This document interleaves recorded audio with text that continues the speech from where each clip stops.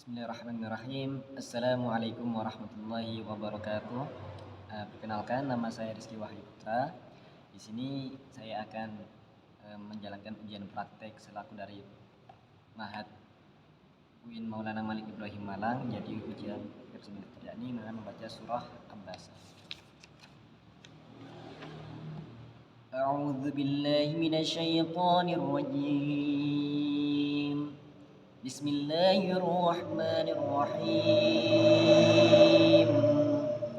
Abasa wa tawalla an ja'ahul a'ma wa ma yudrika la'allahu yazakka aw yadhakkaru fatanfa'ahu adh-dhikra amma man istaghna fa anta lahu tasadda wa ma 'alayka alla yazakka wa amma man ja'aka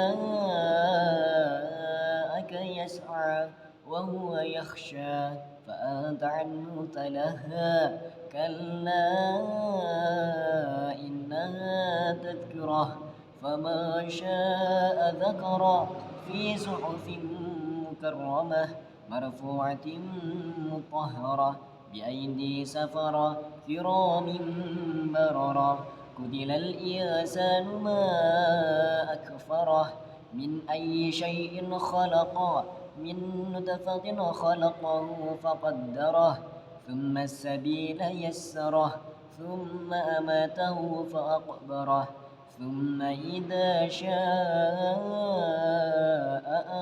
ansyarah كلا لما يقض ما أمره فلينظر الإنسان إلى طعامه أنا صببنا الماء صبا ثم شققنا الأرض شقا فأنبتنا فيها حبا وعنبا وقضبا وزيتونا ونخلا وحدائق غلبا وفاكهة وأبا متاعا لكم ولأنعامكم فإذا جاءت الصاخة يوم يفر المرء من أخيه وأمه وأبيه وصاحبته وبنيه لكل امرئ منهم يومئذ شأن يغنيه وجوه يومئذ مسفرة ضاحكة مستبشرة ووجوه يومئذ عليها غبرة ترهقها قترة أولئك هم الكفرة الفجرة صدق الله مولانا العظيم. Alhamdulillahirabbil alamin. Kemudian di sini saya akan menerangkan sedikit dari sifatil huruf. Dalam pembagian sifatil huruf itu ada dua, yakni ada huruf-huruf itu yang berlawanan dan juga ada yang tidak berlawanan. Untuk huruf yang berlawanan itu sifat yang berlawanan itu ada 11. Jadi yang pertama itu ada yang samar hamz. Nah, ini berlawanannya dengan jahar, yakni yang jelas. Kemudian untuk perlawanan yang kedua itu dari syiddah yang kuat dengan rokhawah yang lunak atau yang kendor. Dan selanjutnya ini ada yang tawasud. Tawasud ini tengah-tengah dan berlawanan dengan isti'la itu yang terangkat tinggi. Kemudian untuk selanjutnya yakni istifal. Istifal ini turun. Jadi turun berlawanan dengan iftitah terbuka. Nah, kemudian ada yang namanya itlaq. Itlaq itu di ujung. Hurufnya, jadi maksud itlaq di ujung itu ialah hurufnya keluar dari ujung lidah atau ujung bibir. Nah, itu ada di ujung. Nah, itu berlawanan dengan ismat, menahan atau diam. Dan kemudian kalau sifat-sifat yang tidak berlawanan itu ada 8 macam. Yang pertama itu ada sofir, yakni seperti bersiul, ayat-ayat yang menggunakan siul. Kemudian ada takrir ini mengulang-ulang. Lalu ada tafashi itu seperti meluas, tersebar. Jadi huruf itu meluas dalam di mulut ini. Dan kemudian itu ada yang namanya istiqolah. Istiqolah ini memanjang, sifat-sifat huruf yang memanjang. Lalu kemudian ada qalqalah. Qalqalah sendiri ialah dengan memantul, gerak-gerakan yang kita jika melafadzkan satu huruf qalqalah itu ada pantulan yang tidak dibuat-buat, jadi pantulan yang murni, entah itu pantulan yang kecil atau pantulan yang besar. Kemudian ada inhiraf. Inhiraf ini condong, hurufnya itu condong. Lalu juga ada yang lain, huruf yang lunak, pengucapannya itu lunak, tidak sangat keras itu. Dan yang terakhir ini ada gunnah, dengung. Gunnah ini sifatnya tidak semua huruf mempunyai ya, cuma nun dan mim biasanya yang bertasydid. Nah, kemudian dalam pembahasan selanjutnya yakni pada ayat ayat 20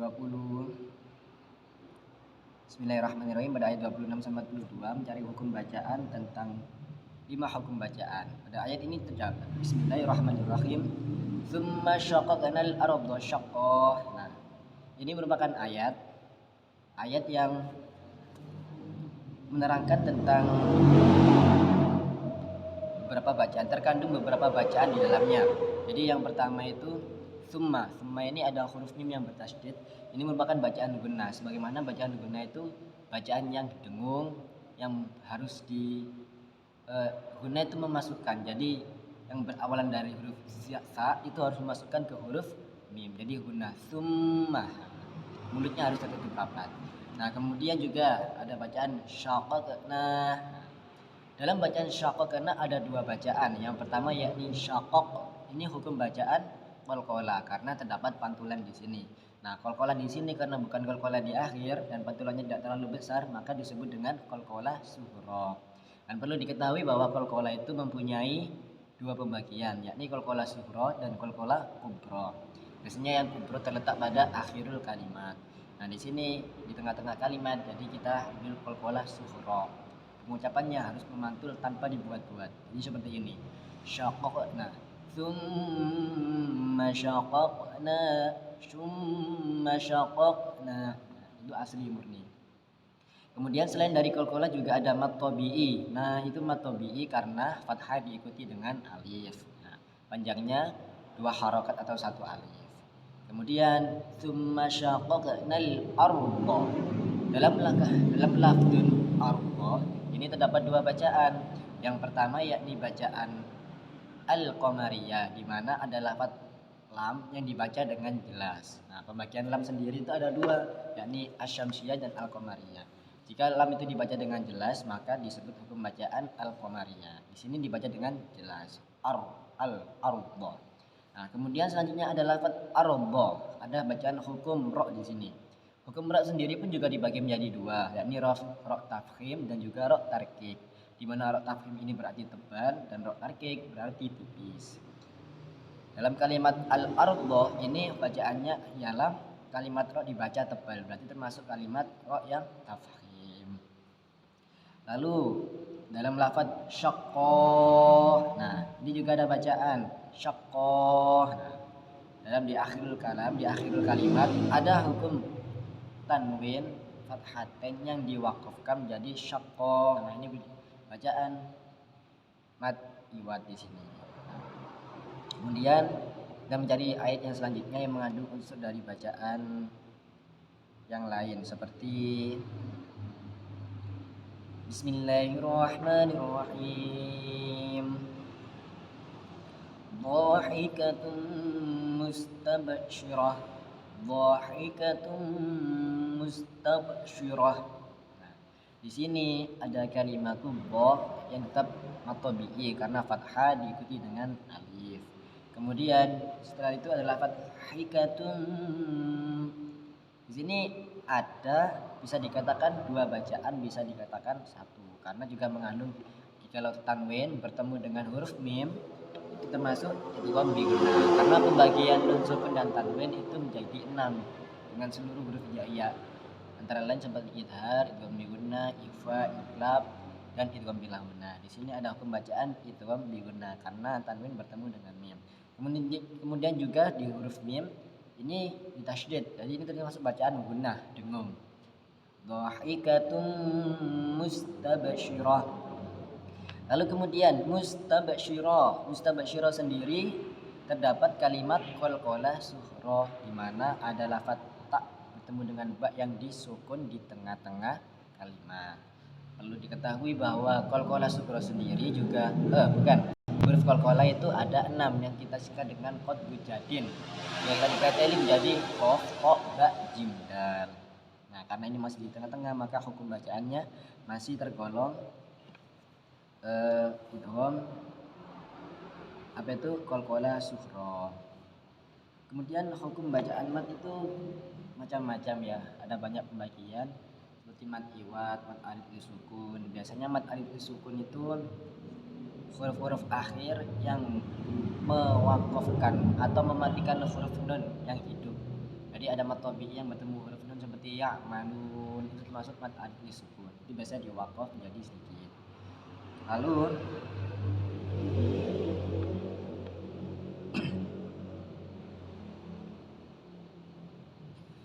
nah, mungkin itu saja untuk yang dapat saya sampaikan dari sini. Kurang lebihnya juga saya mohon maaf karena masih minimnya pengetahuan yang saya alami. Sekian dari saya, syukron. Ihdinas siratal mustaqim. Wassalamualaikum warahmatullahi wabarakatuh.